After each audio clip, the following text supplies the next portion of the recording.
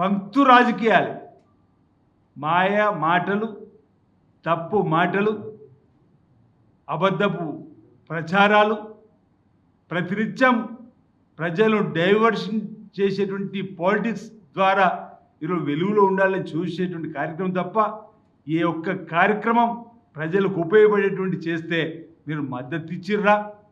కనీసం మీరు మంచి చేయకుండా సరిలేదు, ఏ విధంగా చెడు అలవాట్లను చెప్పేటువంటి కార్యక్రమం భవిష్యత్తులో జడ్పీటీసీ ఎంపీటీసీ ఎన్నికలు వస్తే ఏం జరుగుతుందో చూడాలి. అప్పుడన్నా మీకు మార్పు కల్పిస్తుందా, ప్రజలు మిమ్మల్ని పక్కన పెట్టిన తర్వాత మీ పార్టీని మూసుకుంటారని మీరు ఆలోచించుకోవాల్సిన అవసరం ఉంది.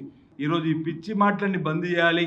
అసలు మీ ఫ్యూచర్ ఏందో ముందు చూసుకునేటువంటి ప్రయత్నం చేయాలి. ఎందుకంటే మేమంటలేం, మీ సొంత ఇంటి నుంచి వచ్చినటువంటి కల్వకుంట్ల కవిత గారే అనేక కథలు చెప్తా ఉంది.